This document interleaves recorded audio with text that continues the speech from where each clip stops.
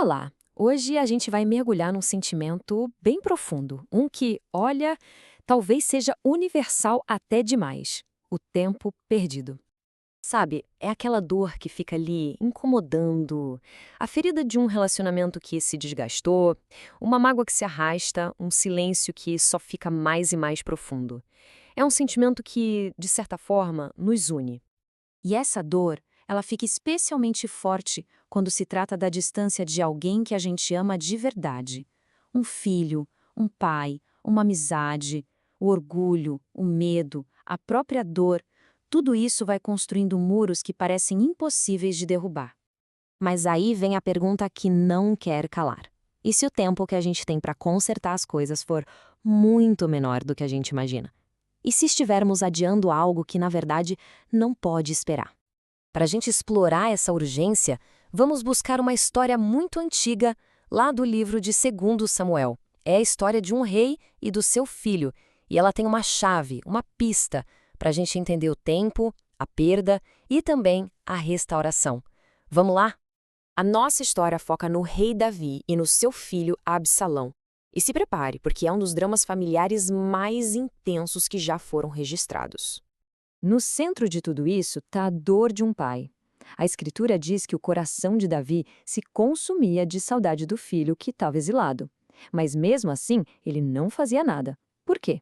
Bom, a resposta está numa sequência bem trágica de acontecimentos. Tudo começa com um crime terrível. Absalão, num ato de vingança, assassina o próprio meio-irmão, Amnon. E aí, para escapar da justiça do rei, que era o próprio pai dele, Absalão foge. Ele se torna um banido, um exilado da sua casa e do seu reino. O que vem depois são anos, anos de um silêncio pesado, sabe? Alimentado pelo orgulho de um rei e pela dor de uma família completamente despedaçada. Um tempo precioso que estava sendo literalmente jogado fora. E é isso que nos leva a uma metáfora muito poderosa no centro dessa história. Para tentar quebrar esse impasse, uma mulher muito sábia é enviada para falar com Davi. E ela usa uma imagem que ecoa através do tempo, a imagem da água derramada. Como a gente vê aqui, essa imagem tinha um peso cultural gigantesco. Para os hebreus, a água derramada na terra seca não era só algo perdido, era irrecuperável. É o símbolo perfeito para a passagem do tempo, para as oportunidades que, uma vez que se vão, não tem como pegar de volta. E essa metáfora joga na nossa cara uma verdade da qual não dá para fugir sobre a nossa própria vida, a real natureza do tempo que a gente tem. Então, o ponto crucial é esse o contraste. A gente vive muitas vezes com a ilusão de que o nosso tempo é infinito, sabe? De que sempre vai ter um depois para consertar as coisas. A realidade, porém, é que o nosso tempo é finito, é frágil e, assim como a água derramada, não dá para recuperar. Cada dia que se passa na distância é um dia que nunca mais vai voltar. No fim das contas, é isso, uma vida, não tem ensaio. E isso torna cada momento, cada relacionamento, algo incrivelmente precioso.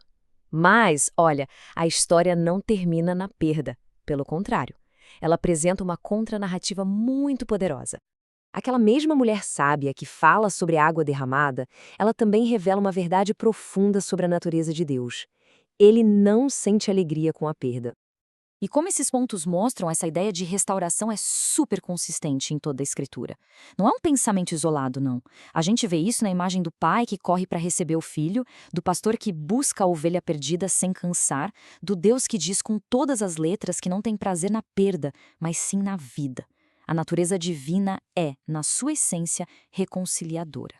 E essa natureza não é nada passiva. A história mostra um Deus que ativamente constrói pontes.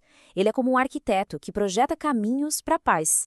A palavra original em hebraico aqui é hashab, e ela não significa só pensar, ela carrega a ideia de planejar, de projetar, de arquitetar algo com intenção. Isso quer dizer que a reconciliação não acontece por acaso. Deus está ativamente criando oportunidades, desenhando meios para que quem foi banido possa voltar para casa. E como são esses meios hoje em dia? Podem ser coisas bem simples. Uma mensagem de texto que chega do nada, uma lembrança que aparece na mente e amolece o coração, um encontro por acaso que parece coisa do destino, ou aquela coragem que surge de repente para pedir ou oferecer perdão. Deus usa o nosso dia a dia para arquitetar a reconciliação. E isso nos leva finalmente ao ponto da decisão. Se o tempo é curto e Deus está ativamente criando oportunidades, o que é que falta? O ponto central era este: a iniciativa divina para a reconciliação está sempre lá.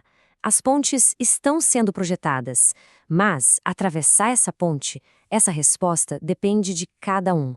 Exige que a gente deixe o orgulho e a dor de lado para agarrar a oportunidade que nos é oferecida.